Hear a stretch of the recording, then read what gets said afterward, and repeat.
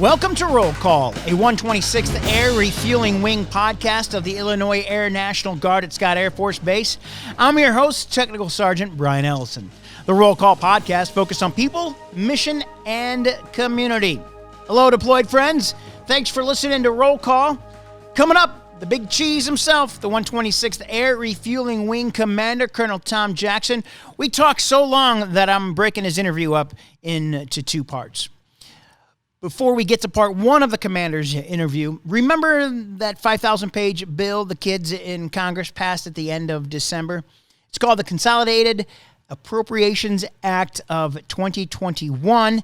In the bill was the collection of 2020 Social Security tax deferral. It extended the period for collecting deferred 2020 Social Security taxes. The period for collection is now through the end of December 2021 instead of January 1st to April 30th. The amount of Social Security taxes deferred in 2021 will be collected over 24 installments, beginning with pay period January 16th and ending December 4th, 2021. Normal 6.2% Social Security tax withholdings will also be deducted from your pay. Beginning in January 2021, your My Pay LES remarks section will show the deferred 2020 OASDI collection amount as well as your remaining balance to be collected. Here's the good part. If you separate or retire before December 4th, 2021, and prior to the deferred Social Security tax being collected in full, you're still responsible for the remainder of your Social Security tax repayment. The unpaid balance will be collected from your final pay. If there are insufficient funds to collect the full amount, you may receive a debt letter with instructions for repayment. I'll add links in the description for more information. Joining us on the Roll Call podcast today, I'm very excited about this, the Wing King, the head honcho, 126th Air Refueling Wing Commander, Colonel Tom Jackson. Sir, thanks for joining us today. Well, thank you, Sergeant Ellison. I appreciate you welcoming me down and happy to talk with you. Now, we got to start off with some more serious stuff here before we get to the fun talk about cycling and all that stuff. The Air Force just released the IG racial disparity report. What are your thoughts on that report that just came out? I read through it and really not surprised. Not surprised at what they found was there was some disparity. There was some areas of the Air Force where the racial makeup is a little more heavily weighted toward one side or the other, and it didn't surprise me at all, actually, that they actually found some disparity. Well, how do you see that affect the wing, or what's that look like across our wing? Well, our wing is unique in that where we've come from, being from Chicago, we were always a very diverse wing. Even there in Chicago, we had a great pool to choose from up there. And down here in St. Louis, it really didn't change. And we are actually more diverse here in the wing than the actual, if you look at just metrics of a percentage of black, percentage of white, percentage of women, those kind of things. We're pretty much ahead of or equal to on all numbers, I think, except for maybe women, I think was one of them. But overall, the wing is much more diverse than the local area from a generic makeup. But we do have some areas, just like the report said, that the diversity of a specific area or specific shop might be more focused on white males or maybe not enough blacks or something like that. But it really has nothing to do with the way we hire or recruit. It's just sometimes the way it is, you know. What is the wing doing to address some of those differences that you were talking about? Right. So when I took command about almost a year ago now, of course it feels like it's only been 9 months, right? Underwater, but that was one of the things we looked at. And of course, then obviously throughout the 2020 was a lot of racial tension. And we looked at that pretty hard, really quickly, really early on, even before any of that other stuff kind of floated up. But what we realized was we got to start looking at from the beginning. So from a recruiter standpoint, where are the recruiters going? Where are they looking for folks to come into this wing? So if they're focusing on O'Fallon High School, that's a diverse location, but it's not as diverse as some others. You know, if you and our recruiters are really responsible from essentially I-70 south.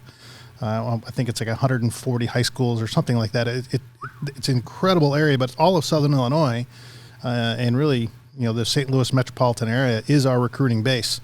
So we started with that and said, where are you recruiting from? Where are we getting these folks? Are we getting out there and educating some of these kids to say, hey, listen, if you come into the Guard, we'll pay your tuition, you get a college degree, and you can be a pilot or a med tech or a vehicle maintenance operator, whatever it is. Rather than saying, well, what are our vacancies? We know we can fill that vacancy from this high school, so let's go there. Really kind of opening the aperture from the very beginning on a recruiting standpoint. And then once the folks are in the wing and become members of our team, then we start opening up opportunities of, let's say someone signed up and said, I'm going to go security forces. Well, if they want to do security forces and then after their first term, they say, you know what, I've had enough, I don't want to do this anymore. Instead of getting out, we tell them, well, how about going to this job or that job, trying to keep them in the wing and keep folks in. So if we kind of give everybody, regardless of who you are, that open door policy that this whole wing is yours to decide where you want to go and what you want to do. And if the career you chose in the beginning is great, keep going. If not, pick something else and stay in the service and keep going. And then we really focus on some of those folks who have desires to move on, especially trying to look at that racial diversity side and educating folks that, hey, this is an opportunity. There's opportunities for everyone to do whatever you want to do. Here's the path to go, and here's what you need to do to get there, and here's how we can help you get there. But ultimately, it always comes down to the member.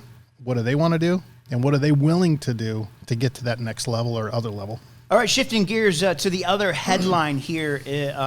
That's been the headline for 2000 for the past, what feels like 2,000 years, is vaccines and distribution. When do you see that happening for the wing, and how's the wing going to, well, first off, what do you see vaccine distribution look like for the wing? So being a mission partner on the 375th on this installation, Scott Air Force Base, we're not all alone. So we've been working real closely with the mission partners. 375th Air Mobility Wing is the installation commander, so he pretty much runs the show on everything. However, being a Guard unit, we're really tied in more closely with our Joint Force headquarters in Springfield. So initially, we were working with the 375th on getting our total numbers for the wing, our total personnel. How many vaccines would we need if 100% of our folks needed it or requested it or where we were mandated to get it? We started with that, and then since then we've kind of changed gears a little bit, and now the National Guard of Illinois, the entire Army and Air National Guard, the Joint Force headquarters, is taking care of all the ordering of the vaccines that we need. So we're currently in the process of working with them now to get that. We don't know when we're going to get them, but eventually we will. Obviously, everything right now is still voluntary because it's under emergency use authority.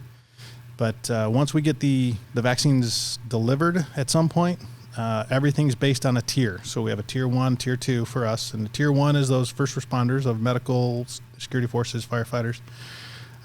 Tier 2 is everybody else, including our Title 5s, straight civilians, everybody. So they're all tier 2. And within each of the tiers, we are rank ordering everybody by number 1, volunteerism. So who is willing to get the vaccine? So they're in that top half, if you will, of that particular category, and then we rank order based upon availability and access and timing and things like that. So tier 1, first responders, security forces, medical, they're going to get theirs pretty quickly, and anybody who says no, thank you, I don't want it, will be at the bottom of the list, and that's fine. And then tier 2, same thing. For that one's a little different. We're kind of looking at the folks who are most impactful from a mission execution standpoint. So the folks that are going to be deploying here in March to Guam, they'll be the ones kind of on the leading edge of that list to get it done. And then air crew, command post controllers, maintenance, those kind of things that,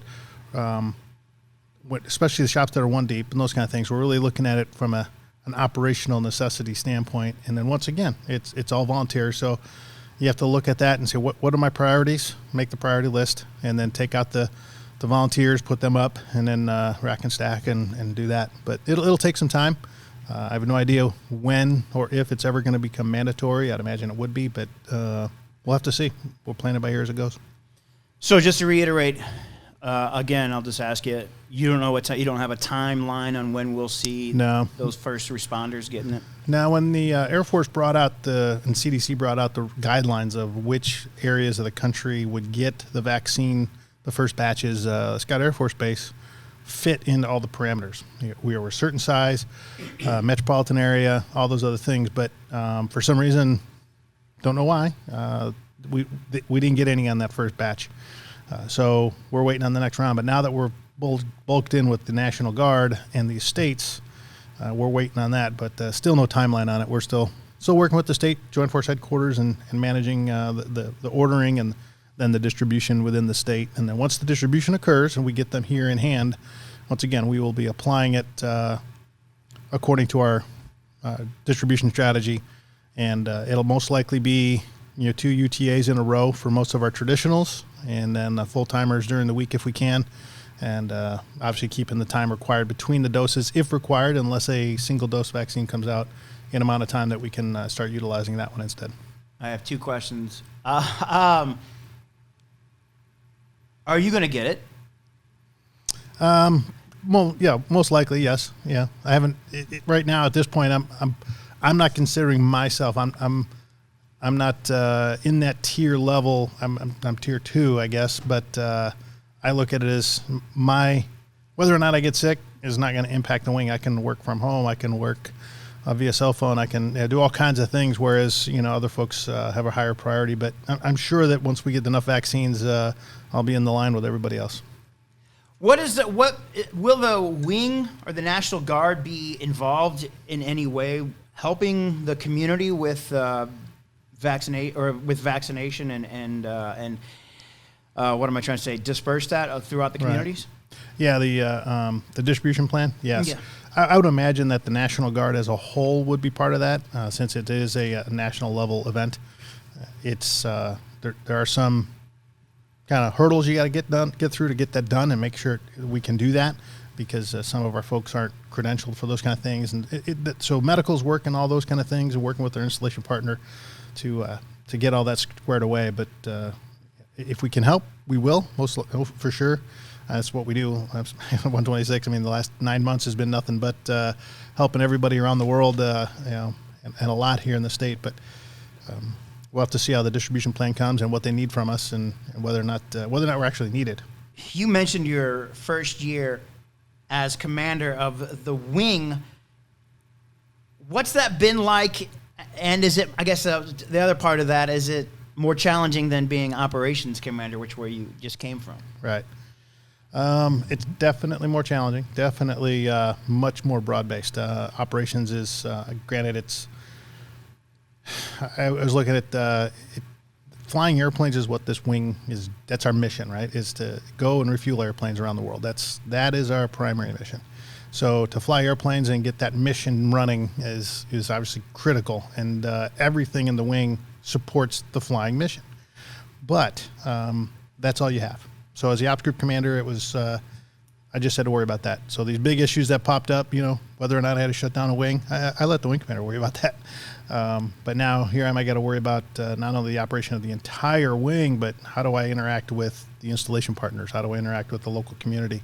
I'm interacting almost daily basis with Joint Force Headquarters in Illinois, where I didn't do any of that stuff before. So flying for me now has been relegated very, very low, and it's really become much, much more of taking care of roughly 1,000 people, in the wing, plus, all their families and everything else, rather than just the operations group. So much bigger animal than I kind of expected, but and of course, events of 2020 made it even more interesting. I was just going to ask, what was your expectation coming into the job? Thinking, okay, I'm going to be the wing commander. Not that it's going to be easy, but you're going from ops group to a wing. I don't. What was your expectations, I guess?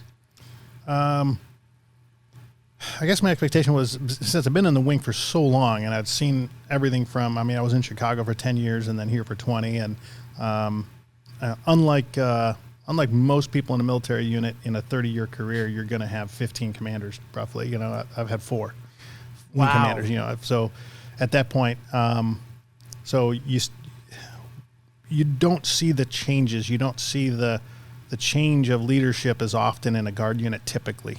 But I knew from me, my own life and those kind of things, that having an opportunity to lead the wing and really kind of close out my military career at the 126th when I started as an airman basic, you know, and coming up in the same wing, I kind of looked at it as, you know, icing on the cake. It's kind of like the cherry on top. It's the way to kind of go out. But my expectation was I am going to make sure that the leadership teams that are built and the benches, if you will, and every single unit in the wing was built in such a way that for the next 5 to 10 to 15 years, we were developing airmen and developing leaders so that the wing could really continue its level of excellence long term, rather than what are we doing tomorrow? What are we doing next week?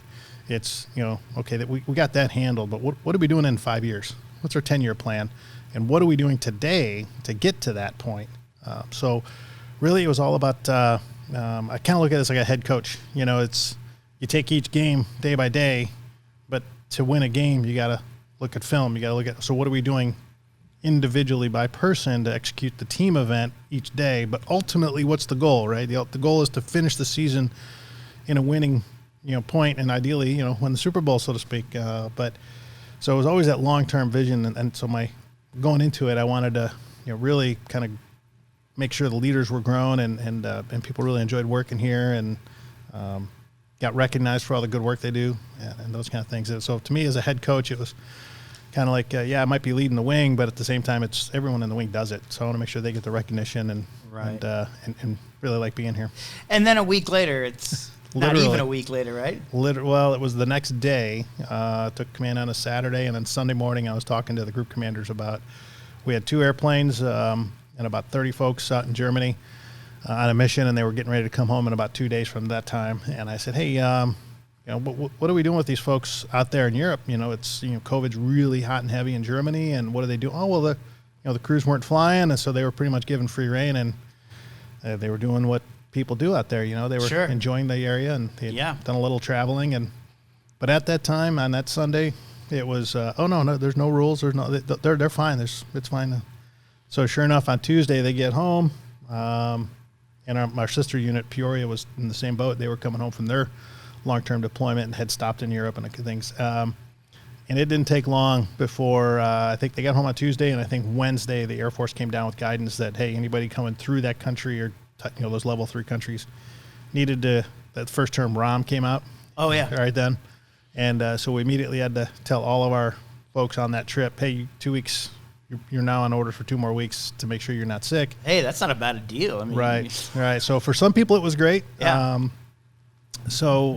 And then a week after that was when, well, within that week, having discussions with the installation partners and the commanders about, hey, we might have to shut down, we might have to do this, and trying to work with them. And then, of course, me working with the state headquarters, too, who, you know, they didn't have the experiences that we had here.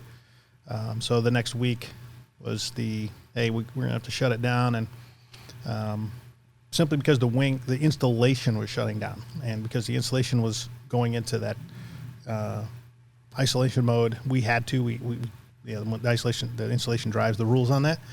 So initially, it was a little bit of a few questions from up north, from our friends up north, and said, what are you doing? And I said, well, base is closed. I have nothing I can do. And it didn't take much more than a day or two before that wing, our sister unit 182nd, started experiencing some issues with COVID, and then it spread, literally, no pun intended, but spread rapidly to the other wings and the rest of the state. So, man.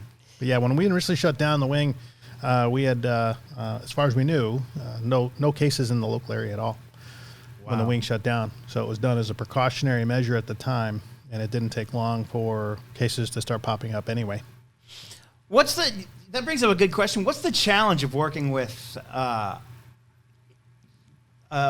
installation commander as the wing commander? Because I don't, some bases don't. Not everybody has to deal with that with a big Air Force command on the other side of base. Right. So the 375th Wing Commander is the installation commander. So he is the mayor of Scott Air Force Base, if you will.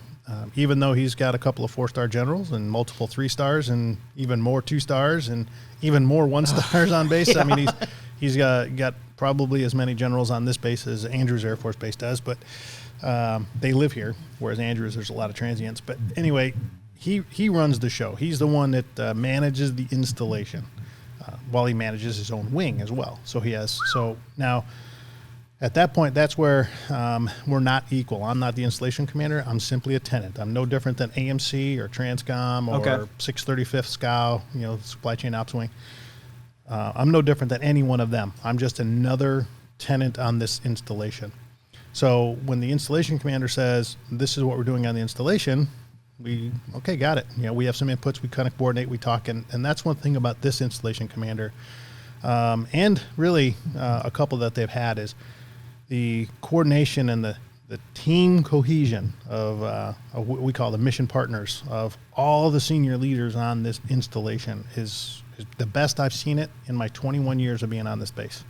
And it's really impressive in that an 06 colonel who runs the installation has a very good relationship with the 4-stars and everyone else and all the wing commanders, because we have 4 wings on the base. Oh, wow. 4 separate wings that, he can have that conversation of, hey, this is what I'm thinking. This is where we need to go. This is what's going on. And everybody's on board. It's a great, great system. But that being said, when it comes to the wing level, he lets each individual wing commander be a wing commander. Even though we have the active associate 906th, he's not in our chili because of the 906th. He knows that they belong, that they're part of our team. And but from an AdCon perspective, he knows he has some inputs there. But everything is done in a coordinated effort. So it's really, really impressive. So as a tenant, I can easily go to the installation commander and voice concerns or bring up issues, and we can address those and work with them. And then as a wing commander, from a wing commander, it's no different. It works really, really well. So going back to you just assuming command, to hear all the unit awards that were won during Colonel Jacobson's command, were you thinking, oh, man, I've got some big shoes to fill? Because I know listening to all the accomplishments, I was like, well, good luck, dude. Oh, that's funny. No, I kind of look at it this way. Nothing was done overnight. So General Nazamus, Colonel Jacobson, myself, nothing we're doing here is, you could trace back our performance back to really General Kiesler. When General Kiesler brought the wing down from Chicago to here, he knew at the time that we needed to do things in this wing to set ourselves apart, especially being an active duty base, with the visibility that we would have at the Air Mobility Command headquarters, that we needed to, and 18th Air Force headquarters, which at the time was a player in our whole administrative line. But so there were changes, and there were there was a culture of performance.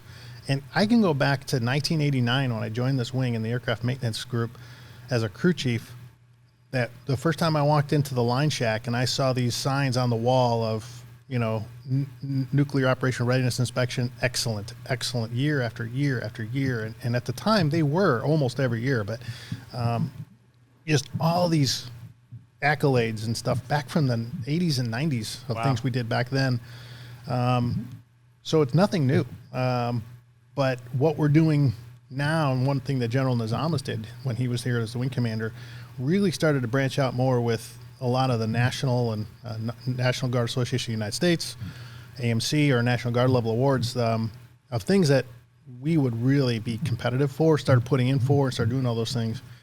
And that's where it really started to kind of come up. So it's almost as if kind of equated to, when you're training for an Ironman, you don't say, I'm going to swim, bike, and run this fast, and this is going to be my finish time. You put a training plan together, you execute a training plan, and at the end, the results come based upon what you did, the work in the months prior. So all these awards and all these things that you hear are from things that this wing and the wing membership has done for over a decade. And certainly our performance since 2009 when the 906 showed up and became part of our wing, our performance really accelerated after that. And then you start adding in all of the deployments that we had to do, and when the numbers for the deployments for the tankers went up dramatically, and the Air National Guard as a whole supported that and became really the number one provider of service to the combatant commanders for that, and the tanker side. When that started happening, we were just one of the Guard units that really just outperformed and shined and provided that service. And so really, when I look at the results and it's because of the work we've done over the last couple of decades, not just certainly not what I've done. I mean, it's I've been part of the wing the whole time, but it's really the team effort, what we've done over a long period of time. How does the 906 fit into our wing? I hear a lot about them. I don't see them. I mean, I guess I do see them when I'm in the maintenance group. You couldn't tell one from the other. They're like, I went to 9. Oh, okay, cool. Yeah. But how do they fit into the mission of our wing? So back in 2005, that Colonel Nazamus at the time as the wing commander, started working on active association to get with us, and that was an initiative done to build 3 active associations in the tanker community in the Air National Guard, and we were selected as one of them, along with Birmingham, Alabama, and Pease, New Hampshire. And the whole focus of that was to build a kind of attach an active duty squadron to a Guard wing, be able to use the Air National Guard's equipment and personnel to help train and educate and season some of those folks, but ultimately get access to a few more tails for the active duty and those kind of things. And so they are an active association, so they're active duty squadron. They're attached to the wing with an operational direction through me to the operations group commander. But the 906 actually touches every group except the medical group. And at one point, they actually had a flight doc assigned. So it's just right now they don't. But so they have folks in operations, maintenance, and support group. And in our integrated 100%, we have 906 members who are office chiefs for the combined office. Whoever is in that office is under their authority. And we have the 906 commander has his squadron that he runs with his team. But once again, it's all integrated, just like every other unit in the Guard. That's why you can't tell the difference between who's who, because we work 100% seamlessly together. And that's kind of different than even some other active associations do. Some do them where it's your squadron, you run it, you do your thing, and here's your allotment of tails and flying hours, and you execute what you got to execute. But we don't do it that way. And it really helps improve our overall execution, and that's why we do more than any other tanker wing, period. I heard you talking earlier about flying. You still fly. What's your role as a pilot? What's your role as a commander? What are your duties as a pilot? Have they changed since you become a wing commander? Oh yeah, certainly. It started changing when I was a squadron commander. I mean, even as a squadron commander, your job is to fly less, but lead more. And as a group commander, I led even more and flew even less, and now I fly even less. So, but I typically fly once a week, and my role is no different. Once I get into a cockpit or with a crew, it's no different than it was when I was a co-pilot. I'm a member of that crew, and we work together to execute that particular mission. There are times when I'm used as an instructor, so I'm actually, helping to teach some of the younger folks, or sometimes the not so younger folks get together with Colonel Babiak and give them a proficiency sortie, or sit in the sim and do some instruction type stuff. But and then every once in a while I get to evaluate. Just last week I gave a 906 member a no-notice check ride, but I did it my Santa hat on, so it was a Christmas gift, and it was we had fun with it, but it was just a no-notice, a chance to get out there and evaluate, and those are the skills I still, basic skills that I had back, when I was an air crew, basic crew dog and, co-pilot and AC instructor, all that kind of stuff. That those are the skills we still maintain, and because that's our mission. So a chance to go out and do that still is, but it's very little. Really, when I go fly, it's really just to go fly the mission and, see what's going on and talk to some of the crew members. And once a week seems like a lot of flying. On average, yeah, I fly about 3 times a month typically. That's pretty good. Yeah. Is that what's a normal pilot fly? How many missions do they fly in a month? Do you think?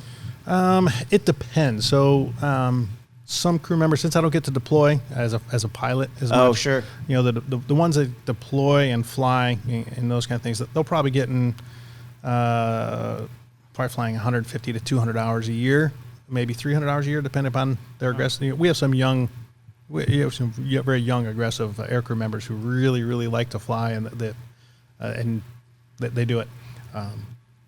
Early in my career, I was getting upwards of 400 hours a year flying, but because I was what's called a guard bum, I didn't have a full-time job on the outside. I just whatever the guard needed, I was there, and I was always available. And I stuck my nose in the scheduling shop quite a bit and said, "Hey, you need someone to fly today? I'm here." And so I got to fly a lot.